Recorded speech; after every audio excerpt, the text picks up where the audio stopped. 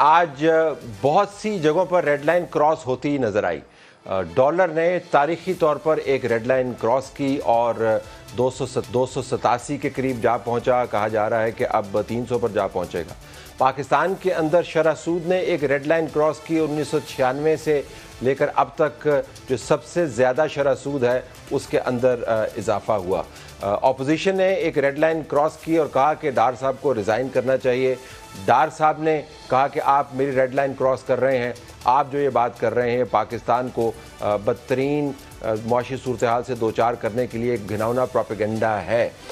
ہم نے red lines cross کرتے ہوئے دیکھا ہے. سیاست کے اندر بھی سپریم کورٹ یہ کہہ رہی ہے کہ گورنر کے پی نے ریڈ لائن کراس کی ہے کہ انہوں نے بر وقت انتخابات کی ڈیٹ نہیں دی. ایک جگہ پر زندگی ریڈ لائن کراس کر گئی اور اس جگہ کا نام ہے سندھ. نگر پار کے گاؤں کے اندر ایک جوڑے نے خودکشی کر لی کیونکہ ان کو شادی کی اجازت نہیں ملی. یہ تمام ریڈ لائنز اس پروگرام میں شامل ہیں. ہمارے پاس پہلی کے حوالے سے مفتاح اسماعیل صاحب موجود ہے جو سابق وزیر خزانہ ہیں, ان سے ہم بات کریں گے. مفتاح صاحب بہت شکریہ آپ نے ہمیں جوائن کیا. بہت شکریہ طلعت بھائی. میں یہ جاننا چاہ رہا ہوں مفتاح صاحب کہ ظاہر ہے آپ کے خاندان کا بزنس بھی ہے, تو میں ایک بڑا عملی قسم کا سوال کرنا چاہ رہا ہوں کہ اب 20% کے اوپر شرح سود ہے اور جو بزنس کے اندر میرے دوست ہیں انہوں نے ہمیں بتایا کہ اگر آپ نے سب سے زیادہ منافع بخش اگر کوئی مارجن آف پروفٹ والا بزنس دیکھنا ہو تو ٹیکسٹائل کا ہے, اور وہ کہتے ہیں کہ بہت ہی اچھا پروفٹ ہے تو 19% کے قریب وہ پروفٹ آپ کو ملتا ہے. اب 20% کے اوپر شرح سود ہے, 19 جو ہے آپ کی highest profit making industry textile جیسی دے رہی ہے. تو مفتاح صاحب اس ملک کے اندر کاروبار کرے گا کون اس شرح سود کے اوپر؟ طلعت بھائی یہ ظاہر ہے کہ شرح سود جو بڑھائی ہے آج اسٹیٹ بینک نے 3% سے, اس سے اب جو حکومت کی جو بوروئنگ کاسٹ ہے وہ بھی 22-23% ہو جائے گی, اور جو عام ایک کاروباری آدمی ہے چاہے وہ چھوٹا کاروباری ہو یا بڑا, اس کی بھی کاسٹ جو ہے وہ 24-25% ہو جائے گی. اس شرح سود پہ نئی بوروئنگ تو نہیں ہوگی, لیکن مجھے لگتا ہے کہ بہت سارے کاروباری حضرات کے لیے اپنے سود ادا کرنا جو ہے وہ بہت مشکل ہو جائے گا. تو یہ شرح سود بہت زیادہ ہے, لیکن کیونکہ مہنگائی بھی ساتھ ساتھ بڑھ رہی ہے تو ہو سکتا ہے کہ قیمتوں کے اندر اضافے کی وجہ سے وہ اپنا یہ پیسے دے سکیں, لیکن اس وقت کاروبار جو ہے وہ پاکستان کی معیشت کی طرح ایک بھنور میں پھنس چکا ہے. ہمیں بزنس کمیونٹی کے نمائندگان نے یہ بھی بتایا کہ وہ اپنے یونٹس بند کر رہے ہیں, اور انہوں نے کہا کہ اگر آپ چاہیں تو ہم آپ کے ساتھ ڈیٹا شیئر کر سکتے ہیں. ڈیٹا میرے پاس ابھی تک آیا نہیں ہے لیکن کچھ میرے پاس اعداد و شمار موجود ہیں. تو یہ تو ایک ویشیس سائیکل ہے, اور ساتھ ساتھ وہ کہہ رہے ہیں جی کہ حکومت ہمیں یہ بھی بتاتی ہے کہ آپ نے ایکسپورٹس کو بڑھانا ہے کہ ہمیں فارن ایکسچینج ارننگ میں اضافہ کرنا ہے. وہ کہہ رہے ہیں ہمارے اپنے یونٹس بند ہو رہے ہیں, بورنگ کاسٹ اتنی بڑھ گئی ہے, جس طرح آپ نے فرمایا قرضے واپس نہیں کر پائیں گے تو ہم ایکسپورٹس کیسے بڑھائیں گے, فیکٹریاں بند ہوں گی تو ان ایمپلائمنٹ ہوگی. تو میں ذرا آپ سے جاننا چاہ رہا ہوں کہ یہ ویشیس سائیکل جو ہے اس کی بنیاد کیا ہے؟ طلعت بھائی اس کی بنیاد جو ہے وہ آج کی نہیں ہے, اس کی بنیاد جو ہے وہ کئی دہائیوں پرانی ہے. اس کی بنیاد کے اندر ہم مزید اس کو بگاڑ کر چکے ہیں پاکستان کے اندر. پاکستان کی معیشت کا جو یہ برا حال ہے یہ ایک دن میں نہیں ہوا ہے. اگر آپ اس صدی میں بھی دیکھ لیں تو ہر سال کرنٹ اکاؤنٹ ڈیفیسٹ کرتے اور ہر سال بجٹ ڈیفیسٹ کرتے ہیں. جب کرنٹ اکاؤنٹ ڈیفیسٹ کرتے ہیں اس کو پورا کرنے کے لیے آپ ڈالرز آپ کو بورو کرنے پڑتے ہیں, یعنی کہ ڈالر میں قرض لینا پڑتا ہے, اور جو یہاں پہ خسارہ کرتے ہیں اس کے لیے آپ کو روپے میں قرض لینا پڑتا ہے. اب لہٰذا ہوا یہ کہ 31,000 ارب روپیہ آپ کے اوپر روپوں میں قرض ہو گیا ہے, اور 100 ارب ڈالر سے زیادہ آپ کے اوپر ڈالر میں قرض ہو گیا ہے. اب آپ کو ہر سال 20 ارب ڈالر دنیا کو واپس کرنے ہیں, اور 4,000-5,000 ارب روپے آپ کو شرح سود میں دینا ہے. اب وہ پیسے آپ کے پاس نہیں ہیں. اب دنیا آپ کو مزید پیسے دینے کے لیے تیار نہیں ہے, کیونکہ دنیا 100 ارب ڈالر دے چکی ہے. بولتی ہے کہ پاکستانی جو ہیں وہ خود تو کما ہی نہیں رہے, ہر سال ان کا امپورٹ زیادہ ہوتا ہے, ایکسپورٹ کم ہوتا ہے, ہم ہر سال بورو کرنے آ جاتے ہیں. اس کے بعد جب آپ IMF کے پاس جاتے ہیں جو آپ کا جس کو کہتے ہیں لینڈر آف لاسٹ ریزورٹ, کہ جب آپ کو کوئی پیسے نہیں دے رہا ہوتا, آپ کی معیشت کو کوئی نہیں تھام رہا ہوتا, تو IMF تھامتا ہے. اس سے بھی آپ 3 مرتبہ 1.5 سال میں ایگریمنٹ توڑ چکے ہیں کر کے.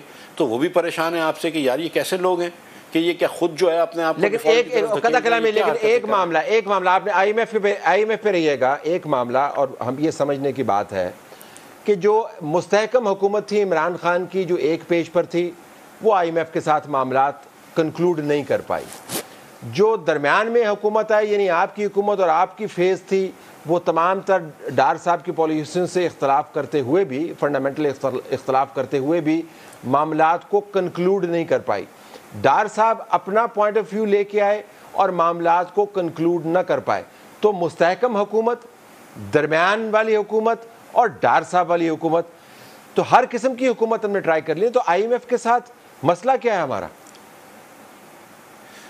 سر یہ میں اس پہ گزارش کروں گا کہ معاملات تو ہم طے کر جاتے ہیں، لیکن معاملات طے کرنے کے بعد جب ہمیں پیسے ملتے ہیں تو پھر ہم ان معاملات سے ہٹ جاتے ہیں. آپ اس طرح دیکھیں کہ جب حفیظ شیخ صاحب نے کووڈ کے بعد 3-4 ریویو مکمل کیے، کووڈ سے پہلے انہوں نے ایک معاملہ طے کیا، اس کے بعد کووڈ میں آئی ایم ایف نے بڑی ان کو چھوٹ دی، آزادی دی، بڑی ریلیکسیشن دی. کووڈ کے بعد جب حفیظ شیخ نے جب ان کے بعد واپس ریویو کری ڈیل اور آپ نے نئے ٹیکس وغیرہ لگائے تو آپ نے حفیظ شیخ کو نکال دیا، اور پیسے جیسے آئے تو آپ نے حفیظ شیخ کو نکال دیا. اچھا، اب جب حفیظ شیخ کو نکالا، پیسے آئے اور جب شوکت ترین صاحب آئے تو انہوں نے جو بجٹ پیش کیا وہ حفیظ شیخ کی معاہدہ کرنے والے آئی ایم ایف کے ساتھ جو معاہدہ تھا اس کے مطابق نہیں کیا. اب جب اس کے مطابق نہیں کیا اور آئی ایم ایف سے پیسے نہیں آئے تو پھر ترین صاحب دوڑے گئے آئی ایم ایف کے پاس.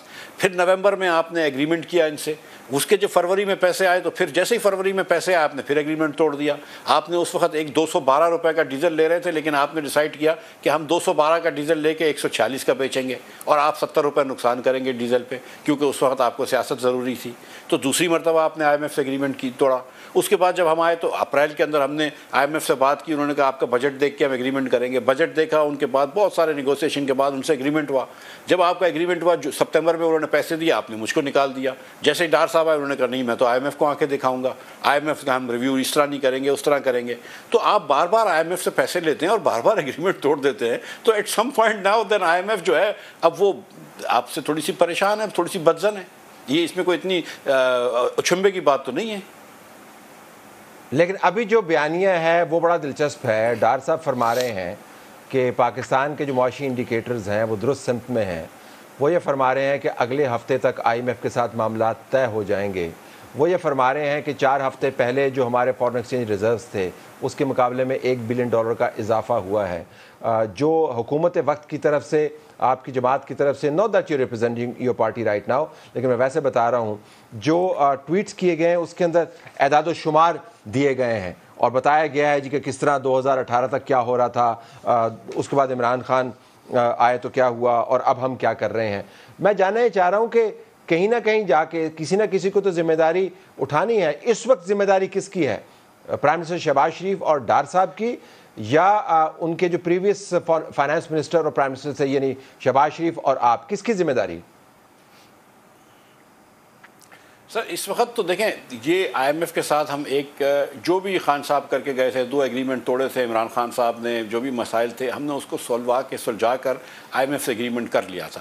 جب آئی ایم ایف سے ایگریمنٹ کر لیا تھا اور ہم سپٹمبر میں چل گئے تھے، فلڈز آ گئے، اس کی وجہ سے ہم کو تھوڑا سا پیچھے ہٹنا پڑا تھا، تھوڑے سے مسائل ہوئے تھے، لیکن ہم آئی ایم ایف کے ایگریمنٹ میں تھے. یہ جو اس وقت آئی ایم ایف سے جو آپ نے ایگریمنٹ کے اوپر جو پیچھے ہٹے ہیں، آپ نے جو انسنٹڈ سبسڈیز دی ہیں ٹیکسٹائل والوں کو، دیگر دوسرے چیزیں کی ہیں، یہ تو آپ نے، یہ تو ڈار صاحب اس کے آئی تھنک اس کے وہ ذمہ دار ہیں. لیکن سچی بات یہ ہے کہ پاکستان کے اندر تمام لیڈران، میں ماشاء اللہ ہو جائے یا الیکٹڈ گورنمنٹس ہوں، ہم سب ذمہ دار ہیں اس کے. ہم سب اس پاکستان کو اس نہج پہ لے کر آ گئے کہ جہاں آدھے بچے ہمارے اسکول میں نہیں ہیں. کوئی اکنامک پالیسی جو ہے آپ لے آئیں، کسی بھی اچھے اکانومسٹ کو لے آئیں، کوئی اکنامک پالیسی پاکستان کو آگے نہیں لے جا سکتی اگر آدھے بچے آپ کے جو ہیں وہ پڑھے لکھے نہ ہوں. پاکستان کے اندر 80% بچوں کو خوراک سے ہی نہیں ملتی. آپ کوئی اکنامک پالیسی نہیں بنا سکتے جس کے اندر اگر 40% بچہ اسٹنٹڈ ہو، جس میں مینٹل اسٹنٹنگ بھی شامل ہے، تو وہ پاکستان آگے بڑھے گا. آپ جس طرح پاکستان، یہ تو آپ بات کر رہے ہیں نا جی، یہ بڑے اہم معاملات ہیں. یہ تو آپ بات کر رہے ہیں لانگ ٹرم. اس وقت تو ڈے ٹو ڈے معاملات ہمیں طے کرنے میں مشکل ہو رہی ہے. ہمارے یہاں پر لوگ یہ کہہ رہے ہیں کہ سینٹرل بینک کو، اسٹیٹ بینک کو بند کر دیں، کیونکہ کہا یہ جا رہا ہے کہ پالیسی ریٹ جو ہے وہ جو گرے مارکیٹ ہے جو پشاور اور افغانستان کے بارڈر کے ارد گرد گھومتی ہے وہ ڈٹرمن کر رہی ہے. کہا جا رہا ہے کہ ان کے مطابق آپ اپنا جو ریٹ ہے روپے اور ڈالر کا وہ مقرر کریں. یہ تو انتہائی تکلیف دہ حالت ہے. سر یہ بات درست نہیں ہے. یہ جو لوگ سمجھتے ہیں اکنامکس ان کو یہ بات پتہ ہے کہ Afghanistan is not the issue. The issue right now is, hmm it's easy to blame Afghanistan یا کسی اور کو بلیم کرنا. تو ایشو دو اس وقت ایشو ہیں. ایک ایشو یہ ہے کہ جب آپ نے ڈیفالٹ رسک بڑھایا تو پاکستان کے اندر کیپٹل فلائٹ ہونا شروع ہو گئی. پاکستان کے اندر جو پاکستان میں جو ساہوکار لوگ ہیں, جو امیر لوگ ہیں, انہوں نے کہا کہ یہ روپے سے اچھا ہے کہ ہم ڈالر رکھیں, تو آپ نے ایک ڈالر کی نئی ڈیمانڈ کریٹ کر دی. ایک تو یہ ہو گیا. اس کے بعد آپ نے جو امپورٹ کے اوپر اتنے سارے ریسٹرکشن لگائیں تو اس کے اندر پاکستان کا کیونکہ پورس بارڈر ہے تو کچھ نہ کچھ چیزیں افغان ٹرانزٹ ٹریڈ سے آنا شروع ہو گئیں. تو جو 1-1.5 روپے کا فرق ہوتا تھا اوپن مارکیٹ کے اندر اور انٹر بینک مارکیٹ میں, وہ فرق زیادہ ہو گیا. اس کے بعد اسٹیٹ بینک جو ہے اس نے 230 پہ ایک مرتبہ جو ہے وہ ڈالر کو آرٹیفیشلی رکھا, اور اس کے بعد جب 270 پہ گیا تو واپس آپ آہستہ آہستہ لے کر آئے. کل تک 2 دن تو پہلے تک جو ہے وہ روز روپیہ نیچے جا رہا تھا, روپیہ بڑھ رہا تھا, 1-1 روپیہ 1.5 روپیہ, وہ 259 پہ آیا. آج پتہ نہیں کیا آفت ہو گئی کہ 290 ہو گیا. تو اسٹیٹ بینک کو جو ہے وہ اگر ایک مرتبہ چھوڑ دے ان چیزوں کو, اور اگر اپنی 1.5 معاف کیجیے گا میں یہ کہتا ہوں اگر نہ کرے اور ذرا سا مارکیٹ کو چھوڑ دے تو آسانی ہو جائے گی. اب یہ اگر آپ کوئی ایک پالیسی یعنی جو آپ نے امپورٹ پہ جو ریسٹرکشن لگائی ہوئی ہے اس کو آپ کھول دیں, مارکیٹ فورسز کو ڈٹرمن کرنے دیں کہ روپے اور ڈالر کی پیرٹی کیا ہے, تو یہ تو وہ کہتے ہیں 350 پہ چلا جائے گا. بھائی امپورٹ کے اوپر ریسٹرکشن اس وقت اگر ہٹا دیں گے تو پاکستان میں ڈالر ختم ہو جائیں گے, وہ نہیں کر سکتے. کچھ نہ کچھ امپورٹ کے اوپر ریسٹرکشن لگانے ضروری ہیں, لیکن جب آپ نومیریکل امپورٹ کے اوپر ریسٹرکشن لگاتے ہیں ایک نیت سے کہ آپ ڈالر کو کنٹرول کریں, وہ چیز غلط ہے. آپ امپورٹ جو ہے جو غیر ضروری چیزیں ہیں جس کی آپ اس وقت اس کو امپورٹ روک دیں. میں تو مثال کے طور پہ گاڑیوں کی امپورٹ روک دی تھی کہ لوکل گاڑیوں کو بھی آدھا کر دیا تھا اسمبلڈ کو, اور فورن گاڑیز کو تو میں نے ایک دم ڈیوٹی بھی بڑھا دی تھی اور ایل سی بھی نہیں کھولنے دے رہا تھا. آپ ان چیزوں کو تھوڑا سا دیکھ لیں, کیونکہ آپ ایک دم فری مارکیٹ پہ نہیں جا سکتے, کیونکہ آپ اتنا آٹا اور گھی مہنگا نہیں کر سکتے جو امپورٹ ہوتا ہے پاکستان میں, گندم بھی اور گھی بھی. لیکن اس وقت آپ کو کچھ چیزیں کرنی ضروری تھیں. آپ جب 3-4 بلین ڈالرز پہ ہوں جو کہ 15 دن کا امپورٹ آپ کا ہے, تو آپ کو سب سے پہلے ضروری ہے کہ آپ آئی ایم ایف سے ڈیل کرتے. آئی ایم ایف سے اسی وقت ڈیل کر لیتے تو زیادہ آسان تھا. اب 1-1.5 سال کے اندر اگر 3 مرتبہ 3 مختلف فائنانس منسٹر 2 شوکت ترین صاحب 2 مرتبہ اور 1 مرتبہ ڈار صاحب اگر آپ اگریمنٹ توڑ دیں گے آئی ایم ایف سے, تو پھر یہی حال ہونے کا ہے. لیکن آپ اس طرح دیکھیں کہ طلعت بھائی جو میں لانگ ٹرم شارٹ ٹرم کی بات کر رہا ہوں کہ کوئی شارٹ ٹرم سلوشن نہیں ہے, کوئی شارٹ ٹرم سلوشن نہیں ہے. پاکستان کے اندر فنڈامنٹل سٹرکچر آف بجٹ کو چینج کرنا پڑے گا, آپ کو این ایف سی ایوارڈ کو چینج کرنا پڑے گا, آپ کو وفاق کے اندر آپ کو تھوڑے سے پیسے زیادہ کرنے پڑیں گے. ادروائز آپ اسی لیول پہ رہیں گے, اور جب تک کہ آپ اپنے ملک کی فائنینسنگ کو اب اسٹیبلائز نہیں کریں گے پاکستان اس کرائسس سے نہیں نکلے گا, اور یہ لو گروتھ اکانومی رہتی رہے گی. میں آپ کو ایک حیران کن بات بتاتا ہوں اور اس کے ساتھ ایک سوال کے ساتھ آپ سے کنکلوڈنگ جواب بھی چاہوں گا کہ آج سے 3 ماہ پہلے کراچی کے ایک بزنس مین نے مجھے کہا تھا کہ یہ جو ریٹ ہے ڈالر کا اور روپے کا یہ 300 پہ جائے گا اور ہم 20 کے اوپر جا کے کھڑے ہوں گے انٹرسٹ ریٹ کے اوپر. میں نے اس کو بالکل رد کر دیا, اس وقت مجھے مذاق خیز بات لگ رہی تھی. آج میں نے اس کو کال کیا, وہ دبئی میں موجود تھا. میں نے اس سے کہا کہ بھائی آپ کے پاس کون سی گدڑ سنگی تھی, کون سا کرسٹل بال تھا جس کو آپ دیکھ رہے تھے؟ تو انہوں نے سمپل بات کی, انہوں نے کہا جی ہمیں پتہ ہے کہ ہماری پالیسی میکرز جو ہیں وہ ان کے پاس یہ جان ہی نہیں ہے کہ آئی ایم ایف کی جو تمام کے تمام باکسز ہیں اس کو ٹک کر پائیں. اگر یہی معاملہ ہے تو یہ جو آئی ایم ایف کے ساتھ حتمی معاہدہ یہ کنکلوڈ کیسے ہوگا؟ دیکھیے جتنی اب چیزیں ہم نے کرنی تھی وہ ہم نے کر لی ہیں. روپے کو پھر ہم نے چھوڑ دیا ہے, ہم نے انٹرسٹ ریٹ بڑھا دیا ہے, شاید 2 کی جگہ 3 بڑھا دیا ہے.